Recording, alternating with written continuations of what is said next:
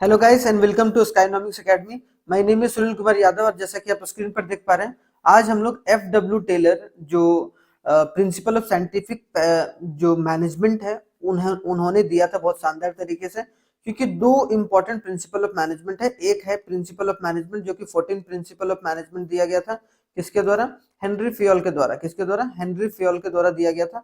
वो हमने पढ़ रखा है, तो अगर आप लोगों ने नहीं देखा अभी तक तो उसका मैं वीडियो जो होगा वो डिस्क्रिप्शन बॉक्स में लिंक उसका प्रोवाइड करा दूंगा, ठीक है। या फिर आप सर्च कीजिएगा तो आप लोगों को शानदार तरीके से मिल जाएगा। तो आज हम लोग एफ डब्ल्यू टेलर का जो साइंटिफिक मैनेजमेंट का प्रिंसिपल है उसको हम लोग डिस्कस करेंगे और शानदार रहने वाला है, तो आप लोग जरूर देखिएगा इसको। दोनों के लिए इंपॉर्टेंट है, सीबीएसई और आईएससी बोर्ड के लिए, और यहाँ से केस बेस्ड स्टडीज भी बहुत ज्यादा पूछे जाते हैं। तो एक तरीके से आप लोगों को उस पर ध्यान देकर जरूर चलना है, ठीक है। तो ये चीज देखिएगा। आगे आते हैं, सबसे पहले हम लोग देखेंगे कि साइंटिफिक मैनेजमेंट आखिर होता क्या है। एक होता है कि मैनेजमेंट, एक होता है कि क्या कि आप जिस तरीके से मैनेज कर रहे हो भाई उसी तरीके से आप करते चलो। तो वो क्या हो गया कि एक सिंपल जो मैनेजमेंट चल रही है वैसे चलते रहो। लेकिन एक होता है साइंटिफिक मैनेजमेंट कि प्रॉपर जो होना चाहिए कि प्रॉपर रिसर्च के थ्रू टेक्निक का इस्तेमाल करके, टेक्नोलॉजी का इस्तेमाल करके, ठीक है, उसका इस्तेमाल करके हम रिसर्च करके अगर हम चीजों को मैनेज कर रहे हैं अपनी कंपनी में और अपने बिजनेस को बढ़ा रहे हैं तो वो एक तरीके से क्या कहलाएगा आपका साइंटिफिक मैनेजमेंट। तो scientific management is a management technique, एक तरीके का मैनेजमेंट टेक्निक है जो कि यूटिलाइज करता है साइंटिफिक मेथड का। कि कौन सा मेथड का इस्तेमाल? साइंटिफिक तरीका। कि भाई इसका साइंटिफिक तरीका क्या होगा, प्रॉपर रिसर्च तरीका क्या होगा, ताकि जो वर्क फोर्स की एफिशिएंसी है उसको बढ़ाया जा सके। वर्क फोर्स की एफिशिएंसी मतलब जितने भी ह्यूमन रिसोर्स काम कर रहे हैं, ठीक है, वो ह्यूमन रिसोर्स को किस तरीके से और भी एफिशिएंट बनाया जा सके और कंपनी को और भी ऊंचाई तक ले जाया जा सके, या फिर गोल को जो है वो अचीव किया जा सके। तो याद रखिएगा, इसको यूज किया जाता है साइंटिफिक मेथड का, जैसे कि सिस्टमैटिक हो गया, objective and logical principle and techniques to solve the management problem. कि जो भी मैनेजमेंट की प्रॉब्लम आ रही है उसमें जो है साइंटिफिक तरीका जो भी ऐसा है कि यूनिवर्सली एक्सेप्टेड है, उस तरीके का इस्तेमाल करके हिट एंड ट्रायल पर, मतलब आप ट्राई कर रहे हैं अलग अलग तरीके से, अलग अलग तरीके का जो खोज है वो कर रहे हैं और उस तरीके से आप पूरे मैनेजमेंट को संभाल रहे हैं, तो वो साइंटिफिक मैनेजमेंट हो गया। मतलब एक नया तरीका है जो कि एक तरीके से किसके द्वारा दिया गया है? साइंटिफिक मैनेजमेंट के वो जो एफ डब्ल्यू टेलर के द्वारा। तो उन्होंने भी एक डेफिनेशन दिया है साइंटिफिक मैनेजमेंट का। तो वो क्या है? साइंटिफिक मैनेजमेंट एक आर्ट है जो कि एफ डब्ल्यू टेलर के द्वारा दिया गया। तो याद रखिएगा जिन्होंने ये प्रिंसिपल भी दिया है कि, और चार प्रिंसिपल अभी डिस्कस करेंगे हम लोग और उनके टेक्निक्स के बारे में कि उसका इस्तेमाल, उसका टेक्निक का इस्तेमाल किस तरीके से किया जा सकता है। तो साइंटिफिक मैनेजमेंट जो है एक आर्ट है, knowing exactly what you want your men to do and then seeing what then that they do it and in the best and the cheapest way. मतलब क्या कि कोई भी काम को अगर आप मतलब कम समय में और अच्छा काम करके दे रहे हैं तो वो एक तरीके से क्या हो गया, एक चीपेस्ट वे हो गया, है कि नहीं। या फिर बोल दिया जाए कि आप कोई प्रोडक्ट बना रहे हो तो उसमें से आप कौन से तरीके का इस्तेमाल कर सकते हैं कि जो आपका रॉ मटेरियल है या फिर जो कॉस्ट है, जो लगने वाला जो कॉस्ट है, एक तरीके से बनाने का जो कॉस्ट है वो कम हो सके। उसके वजह से क्या होगा कि आपकी कंपनी और भी तेजी से बढ़ेगी। तो पहली बात तो क्या कि जितने भी ह्यूमन रिसोर्स आप में काम कर रहे हैं वो किस तरीके से, वो क्या चाहते हैं, उनको क्या आप करवाना चाहते हो, किस तरीके से आप आगे बढ़ाना चाहते हो, और एक चीपेस्ट वे ढूंढना है ताकि उनका भी एक तरीके से काम हो जाए और आपका भी काम हो जाए। तो एफ डब्ल्यू टेलर ने बहुत शानदार तरीके से ये डेफिनेशन दिया है, तो इसको जरूर देखिएगा। अब इन्होंने जो एफ डब्ल्यू टेलर ने क्या दिया कि आपको चार प्रिंसिपल दिया गया, चार प्रिंसिपल दिया गया किसके द्वारा? एफ डब्ल्यू टेलर का, जिसके थ्रू साइंटिफिक मैनेजमेंट आप अपनी बिजनेस में कर सकते हैं। कौन सा मैनेजमेंट? Scientific management. क्लियर? अब साइंटिफिक मैनेजमेंट आप चार तरीके से तो कर सकते हैं। तो पहला जो बोला गया वो क्या है? Science not a rule of thumb. एक एक करके डिस्कस करेंगे। दूसरा जो बोला गया, हार्मनी नॉट डिस्कॉर्ड, की लड़ाई झगड़ा नहीं होना चाहिए, ठीक है। तीसरा जो है कोऑपरेटिव कॉपरेशन नॉट इंडिविजुअलिज्म, मतलब तीसरा क्या, कॉपरेशन से चलना चाहिए, इंडिविजुअलिज्म के थ्रू नहीं। और ये क्या बोला? साइंस है, कोई रूल ऑफ थंब नहीं है, मतलब प्रॉपर रिसर्च के थ्रू आप काम करें ताकि तभी आपको एक तरीके से रिजल्टेंट मिल पाएंगे। नहीं तो आपको आप मैनेजमेंट आपका कितना भी अच्छा हो लेकिन वो प्रॉपर तरीके से अगर रिसर्च करके काम नहीं कर रहा है तो एक तरीके से आप सक्सेसफुल नहीं हो पाएंगे। फिर लास्ट क्या है? Development of workers of their greater efficiency and prosperity. हमेशा जो काम करिए तो वैसा काम कीजिए जिससे वर्कर की डेवलपमेंट हो पाए, मतलब वर्कर को भी अपनापन का फील हो पाए, और साथ ही साथ उनकी जो एफिशिएंसी है, एफिशिएंसी का मतलब होता है क्षमता, तो क्षमता को बढ़ाया जा सके। तो एफ डब्ल्यू टेलर ने साइंटिफिक मैनेजमेंट दिया हुआ है, ठीक है, और उसका 4 प्रिंसिपल है, वो हमने यहाँ पर अभी डिस्कस करा। अब एक-एक करके हम लोग देखते हैं, ये चारों याद रखिएगा, बहुत इंपॉर्टेंट है। Science not rule of thumb, harmony not discount, और कोऑपरेशन नॉट इंडिविजुअलिज्म, और development of workers to their greater efficiency and prosperity. Clear? तो ये बात याद रखिएगा। पहला जो बोला गया कि science not the rule of thumb, तो टेलर ने फोकस करा क्या कि scientific study of analysing each and every element. क्या बोला गया कि जितने भी एलिमेंट का इस्तेमाल आप कर रहे हैं बिजनेस में, उसका जो है एक साइंटिफिक तरीका होना चाहिए, या प्रॉपर एनालिसिस कर कर आपको उन चीजों को जो है ग्राउंड लेवल पर लाना चाहिए। मतलब ऐसे नहीं कि यार हम ये करना चाह रहे हैं तो चलो ये करते हैं, नहीं, एक प्रॉपर एनालिसिस करके अपने दिमाग में या फिर पेपर वर्क में, और उसको एक तरीके से रिप्लेस करना चाहिए। किसको? Old rule of thumb method को। किसके थ्रू? Hit and trial. कि भाई चलो ये हिट एंड ट्रायल मेथड क्या होता है? हिट एंड ट्रायल मेथड होता है कि एक तरीके से आपने कोई काम शुरुआत करा, उसको एक बार एक तरीके से आपने कुछ पायलट बेसिस पर चलाया कि भाई देखते हैं कि 1-2 महीने कैसे काम करता है। अगर वो काम नहीं करेगा उसी में इंप्रूवमेंट लाओ, फिर वो इस तरीके से काम करते जाएगा। मतलब क्या है कि एक साइंस है, नॉट रूल ऑफ थंब है, ठीक है, कि बस हो गया चलो अब आगे बढ़ते हैं, ऐसा नहीं है। प्रॉपर रिसर्च करना बहुत जरूरी है, तो उसके बारे में बोला गया। टेलर ने फोकस करा कि manager should scientifically analyse each and every component of work. कि जो भी मैनेजर होते हैं, मैनेजर कौन? जो मिडिल लेवल मैनेजमेंट होते हैं, उनको सही तरीके से वर्क को एक तरीके से साइंटिफिकली एनालाइज करना चाहिए, और फिर उनको एक तरीके से काम देना चाहिए नीचे वाले जो बंदे हैं उनको। डूइंग द वर्क साइंटिफिकली, अगर कोई साइंटिफिकली काम करता है, प्रॉपर तरीके से रिसर्च के थ्रू काम करता है, तो वो क्या करेगा? वेस्टेज ऑफ टाइम को कम कर सकता है, और एक तरीके से रिसोर्स को, मतलब वेस्टेज ऑफ टाइम और रिसोर्स जो हो रहा है उसको वो रिड्यूस कर सकता है, और उसका इस्तेमाल कहीं और कर सकता है, जिससे ऑर्गेनाइजेशनल गोल जो है वो अचीव हो पाए। सेकंड जो है वो है हार्मनी नॉट डिस्कॉर्ड। इसका मतलब ही है कि कोई भी कंपनी में लड़ाई झगड़ा नहीं होना चाहिए। मतलब ऐसा नहीं कि फाइट चल रहा है, या फिर कंपनी में जो वर्कर्स हैं, वर्कर्स और मैनेजर्स के बीच में लड़ाइयां चल रही हैं, ठीक है, तो वर्कर्स और मैनेजर्स के बीच में, या जितने भी लोग साथ में काम कर रहे हैं, वो सही तरीके से सब कॉपरेशन बना के चले और शांति बना के रखें। वो एक इंपॉर्टेंट रोल हो जाता है अगर आपको मैनेजमेंट साइंटिफिकली तरीके से करना है। तो Taylor recognise the class of conflict that existed between the workers and managers. बहुत बार वर्कर्स और मैनेजर्स के बीच में लड़ाई हो जाता है, तो वो ना हो, या उसको रोकने के लिए क्या क्या चीज किया जाए, तो उस पर मैनेजर को फोकस करना चाहिए। In order to achieve this harmonious relation we focus on mental revolution. Mental revolution पर फोकस करना चाहिए। किस पर फोकस करना चाहिए? मेंटल रेवोल्यूशन की, कि जो वर्कर्स हैं उनके दिमागी रूप से कैसे खेला जाए, या फिर उनको दिमागी रूप से कैसे एक बैलेंस प्रोवाइड किया जाए, ताकि उनको ये ना लगे कि ज्यादा काम का बोझ चल रहा है, या फिर यहाँ प्रॉपर तरीके से मेरी बात को सुना नहीं जा रहा है। तो वो सब सारी चीजें नहीं होनी चाहिए अगर कोई भी बिजनेस में आपको सही तरीके से लेकर चलना है, ठीक है। तो हार्मनी नॉट डिस्कॉर्ड। अब आते हैं कॉपरेशन नॉट इंडिविजुअलिज्म। अब यहाँ पर सेम उसी तरीके से जैसे कि हमने पढ़ा था कि वहां पर कि जनरल इंटरेस्ट को लेना चाहिए, है कि नहीं, 14 प्रिंसिपल में। जनरल इंटरेस्ट का मतलब क्या? कि जो कंपनी का फायदा है, जिसमें उसी काम को करना चाहिए मैनेजर को, जिसमें अपना फायदा है वो काम नहीं करना चाहिए मैनेजर को। सेम उसी तरीके से कि इंडिविजुअल पर फोकस नहीं करना चाहिए, हमेशा मैनेजमेंट को, मतलब cooperation between management and the workers होना चाहिए। मतलब जो भी मैनेजमेंट है और जो वर्कर्स हैं उनके बीच में हमेशा जो है कॉपरेशन बना हुआ रहना चाहिए। अब अगर कॉपरेशन एक बार गड़बड़ाया, तो एक तरीके से हो सकता है आपके कंपनी के इमेज पर भी डैमेज हो, जो कि आपके डिमांड को भी कम कर सकता है, आपके प्रोडक्ट के डिमांड को कम कर सकता है, जो कि आपके लिए एक नुकसानदायक हो सकता है। तो this principle is an extension of principle of harmony and Discord. कि अगर हार्मनी एंड डिस्कॉर्ड बना रहे, तो एक तरीके से क्या होगा कि कॉपरेशन नॉट इंडिविजुअलिज्म तो होगा ही।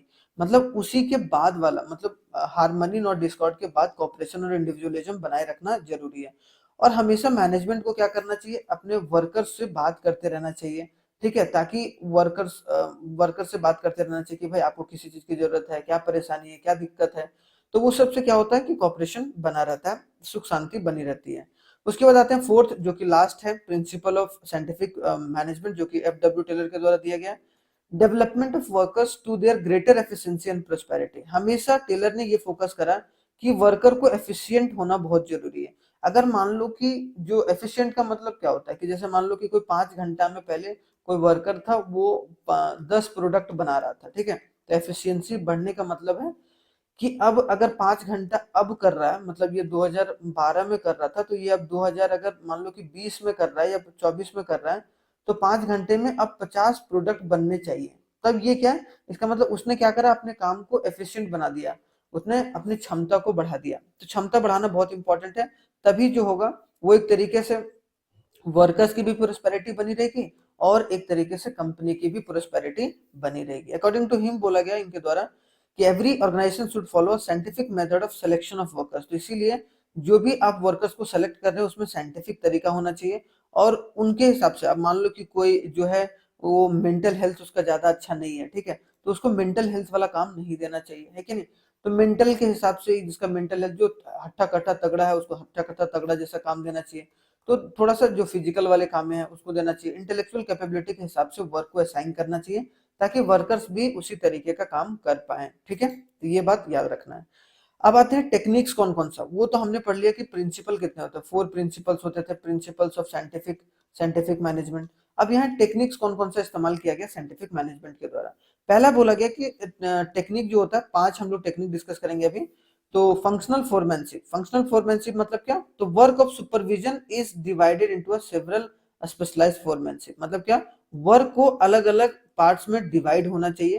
तो जैसे डिवीजन ऑफ वर्क जो प्रिंसिपल ऑफ मैनेजमेंट में है, यहाँ पर क्या बोला गया कि स्पेशलाइज्ड वर्क जो वो डिवाइडेड होना चाहिए प्रॉपर सुपरविजन के साथ, मतलब उन पर देख रेख भी किया जा रहा है। Taylor believe that one foremanship is not an expert in all aspect of work. One foreman का मतलब एक जो वर्कर रहेगा वो सारे काम में एक्सपर्ट नहीं हो सकता है, तो वो जिसमें एक्सपर्ट है आप काम वही काम उसको दीजिए ताकि वो सही तरीके से काम कर पाए, ठीक है। दूसरा बोला गया standardisation and simplification of work. Work को स्टैंडर्ड बनाओ, मतलब हर एक चीज को एक प्रॉपर स्टैंडर्ड दो, ठीक है। Standardisation means fixing the standard of everything, कि हर एक चीज की भाई ये चीज बनाना है तो इसकी ये स्टैंडर्ड रहनी चाहिए।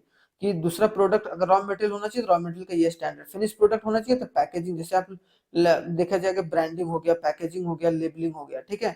अभी आगे पढ़ेंगे हम लोग, ठीक है। उसमें उसमें भी देखेंगे हम लोग मार्केटिंग में कि तो इसमें क्या होना चाहिए, एक तरीके का स्टैंडर्ड आपको दिखना चाहिए आपके प्रोडक्ट में, ठीक है। To attain the standard production, the standard of performance is establish by the workers. इसीलिए वर्कर्स को प्रॉपर तरीके से एस्टैब्लिश करना होगा, या उनके स्टैंडर्ड को, या स्टैंडर्ड जो वर्कर्स है उनको हायर करना पड़ेगा साइंटिफिक तरीके से, जो काम को एफिशिएंटली कर सकें। तो ये भी इंपॉर्टेंट है, standardisation and simplification of work को। फिर आते हैं वर्क स्टडी, बहुत इंपॉर्टेंट है, बहुत बार ये पूछा गया है। तो वर्क स्टडी से रिलेटेड कि वर्क को हमेशा स्टडी करते हैं। Work study means a systematic and critical assessment, कि जो भी वर्क किया जा रहा है उसका प्रॉपर तरीके से असेसमेंट हो रहा है कि क्या काम सही हो रहा है, क्या काम गलत हो रहा है। जो ऑपरेशन आप चला रहे हो, कोई भी आप प्रोजेक्ट आप बना रहे हो, तो क्या वो सही तरीके से जा रहा है कि नहीं है। जो मेन ऑब्जेक्टिव होगा वर्क स्टडी का, उसका क्या रहता है, टू इम्प्रूव द एफिशिएंसी, क्या की, ताकि वो क्षमता को बढ़ाया जा सके। हर एक कंपनी चाहती है कि क्षमता को बढ़ाए, और वो क्षमता कैसे बढ़ेगा, ह्यूमन रिसोर्स को और जो आपका अदर रिसोर्स है उसका इस्तेमाल सही तरीके से किया जाए, ठीक है, सही तरीके से किया जाए ताकि जो है ग्रेटर एफिशिएंसी में हम लोग काम कर सकें। अब वर्क स्टडी को हम लोग 4 पार्ट्स में डिवाइड कर सकते हैं। वर्क स्टडी को पहले बोला गया मेथड स्टडी, दूसरा बोला गया मोशन स्टडी, तीसरा बोला गया टाइम स्टडी, और चौथा बोला गया फैटिग स्टडी, ठीक है। तो यहाँ पे मेथड स्टडी में क्या है, मेथड स्टडी में कि आपको अलग अलग मेथड का इस्तेमाल करना चाहिए जिससे कॉस्ट ऑफ प्रोडक्ट कम हो सके और मैक्सिमाइज कर सके आप कस्टमर को, मतलब आप कस्टमर को कम से कम प्राइस पर अच्छा से अच्छा प्रोडक्ट दे पाए। तो वो किस में स्टडी करते हैं, मेथड स्टडी में। दूसरा है मोशन स्टडी, इसमें क्या कि जो भी अननेसेसरी जो मूवमेंट है या फिर अननेसेसरी जो खर्चे हैं उनको एलिमिनेट करने के बारे में बात किया गया यहाँ पर, या फिर जो अननेसेसरी वर्कर्स हैं उनको डिटेक्ट करके एलिमिनेट करना चाहिए ताकि जो चीजें हैं वो ज्यादा हाथ से बाहर ना जाए, ठीक है। फिर टाइम स्टडी क्या है, determining how much work an employ should be able to do in a given period. Time study बहुत जरूरी है कि एक जो वर्कर है वो कितना समय तक काम कर सकता है, 8 घंटा काम कर सकता है, 7 घंटा काम कर सकता है, उसके बीच में कितना रेस्ट मिलेगा, वो है फेटिग स्टडी। फेटिग स्टडी क्या कि वर्कर्स अगर 8 घंटा काम कर रहा है तो उसको कितना ब्रेक और किस तरीके का मिलेगा, कैंटीन में किस तरीके का फैसिलिटी मिलेगा, तो वो सब कि amount and frequency of rest, कि कितना amount and frequency of rest interval दिया जा रहा है कोई भी वर्क को कंप्लीट करने में। मान लो कि कोई एक वर्कर है बहुत हेक्टिक काम कर रहा है 10 दिनों से, तो उसने काम कंप्लीट कर दिया, उसको 2 दिन का रेस्ट दे दो, उससे क्या होगा, फिर से वो रिचार्ज होके आएगा, बड़ा काम करने के लिए रेडी हो जाएगा। तो वर्क स्टडी करना बहुत इंपॉर्टेंट है, ठीक है। आगे आते हैं, फोर्थ जो बोला गया differential price wages system, this system in which the efficient and inefficient workers are paid at a different rate. हमेशा होना चाहिए जैसे कि मान लो कि वर्कर्स है, अब एक वर्कर जो है वो बहुत शानदार तरीके से काम कर रहा है, काम चोरी वगैरह नहीं कर रहा, तो उसको क्या होगा, हायर हायर सैलरी मिलना चाहिए, है कि नहीं, जो सही तरीके से काम कर रहा है। एक वर्कर से जो थोड़ा सा काम चोरी कर रहा है, दूसरों को मतलब एक तरीके से वहाँ इन्वायरमेंट गलत करने के या इन्वायरमेंट जो है वो बिगाड़ने पर रहता है, तो या तो उसको एलिमिनेट कर दो, ठीक है, या तो एलिमिनेट कर दो, या फिर उसको मोटिवेशन दो ताकि वो सही तरीके से काम कर पाए, और उसका जो सैलरी है वो हमेशा कम होगा, क्या, जो एक अच्छे तरीके से काम कर रहा है, ठीक है। पांचवा हो गया mental revolution, it means the total change of attitude of the workers and management towards one another in competition and cooperation. अब ये इंपॉर्टेंट है, कोऑपरेशन और कंपटीशन में बहुत एक सिमिलर सा लाइन होता है, मतलब एक वो थिन लाइन होता है, जो कि एक तरीके से पहचानना बहुत जरूरी है मैनेजमेंट को, ठीक है। मैनेजमेंट ऐसा ना हो कि पूरे तरीके से ऐसा हो जाए कि जो वर्कर से ऐसा मिल जाए कि वो भी साथ में चीजों को एक तरीके से डिस्टर्ब कर रहा है, ठीक है। तो वो सब सारी चीजें क्या हो, मैनेजमेंट और वर्कर के बीच में एक तरीके का मेंटल रेवोल्यूशन होना चाहिए, जिसकी वजह से दोनों सही तरीके से काम कर पाए, तो ये इंपॉर्टेंट है। टेक्निक्स भी हमने पढ़ लिया। अब आते हैं कि हेनरी फ्योल जो जो एक तरीके से 14 प्रिंसिपल दिया था इन्होंने, क्या 14 प्रिंसिपल ऑफ मैनेजमेंट दिया, 14 प्रिंसिपल्स ऑफ मैनेजमेंट, और इन्होंने 4 प्रिंसिपल दिया और 5 टेक्निक्स दिया, ठीक है। 4 प्रिंसिपल्स कौन सा, साइंटिफिक, ठीक है, ये साइंटिफिक दिया गया इनके द्वारा, एफ डब्ल्यू टेलर के द्वारा, याद रखिएगा। तो हेनरी फ्योल जो है और जो एफ डब्ल्यू टेलर है, तो इनका जो पर्सनालिटी है, फ्योल का क्या है, वो एक प्रैक्टिशनर, मतलब एक तरीके से इनका क्या था, वो प्रैक्टिशनर थे और एक साइंटिस्ट है। इसीलिए टेलर ने एक तरीके से साइंटिफिक मेथड दिया कि मैनेजमेंट को किस तरीके से कर सकते हैं, ठीक है। और इन्होंने प्रैक्टिस करके एक तरीके से उन्होंने अलग अलग कंपनी से बात करी होगी, कंपनी में क्या क्या चीज सही सटीक बैठा होगा, उसके हिसाब से इन्होंने एक तरीके से ये अपना मैनेजमेंट की थ्योरी दी है इन्होंने। पर्सपेक्टिव क्या था, इन्हें develop the in the point of view through top level management, इसमें ज्यादातर फोकस क्या था कि टॉप लेवल मैनेजमेंट किस तरीके से ज्यादा फोकस्ड रहे, और अगर टॉप लेवल मैनेजमेंट अगर सही तरीके से काम करेगा तो एक तरीके से सारे लेवल ऑफ मैनेजमेंट सही तरीके से काम करेंगे, और उसका इस्तेमाल जो टॉप लेवल मैनेजमेंट है वो अपने मैनेजमेंट को सही करने के लिए 14 प्रिंसिपल का इस्तेमाल कर सकता है। सेम उसी तरीके से यहाँ पर देखना कि हमेशा जो है टेलर ने किस पर बात किया है, लोअर लेवल पर, कि लोअर लेवल को साथ में लेके चलो, हमेशा उनके साथ में लेके चलो, उनको कॉपरेशन बना के रखो, हारमोनी मत रखाओ, कोई लड़ाई झगड़ा मत करो। तो ये एक तरीके से टेलर था, Taylor develop this principle and techniques in keeping in mind, techniques कितने, 5 टेक्निक्स था और प्रिंसिपल 4 थे, ठीक है। तो ये दोनों याद रखना है। Unity of command is strictly followed, यहाँ बोला गया unity of command was followed and emphasise on the functional foremanship, इसमें बोला गया कि फंक्शनल फोरमैनशिप पर आप ध्यान दीजिए, आपको यूनिटी ऑफ कमांड पर ध्यान वो अपने आप ही आ जाएगा। फिर एप्लीकेबिलिटी बोला गया, फिर यूनिवर्सली एप्लीकेबल है, और ये स्पेसिफिक सिचुएशन पर और लेस फ्लेक्सिबल है, ये ज्यादा फ्लेक्सिबल है। अब कोई बोला जाएगा कि ज्यादा फ्लेक्सिबल कौन है, तो हेनरी फ्योल का फ्लेक्सिबल ज्यादा है। इसमें बहुत रिसर्च चाहिए, बहुत एक तरीके से थोड़ा सा पैसा वगैरह चाहिए कंपनीज को, ये सब साइंटिफिकली रिसर्च वगैरह करने के लिए। अब कोई बिजनेस छोटा है तो वो सही तरीके से साइंटिफिक तरीके से वो चीजों को नहीं कर सकता है, तो ये दोनों के बीच में डिफरेंस था जो कि आपको पता होना चाहिए, ठीक है।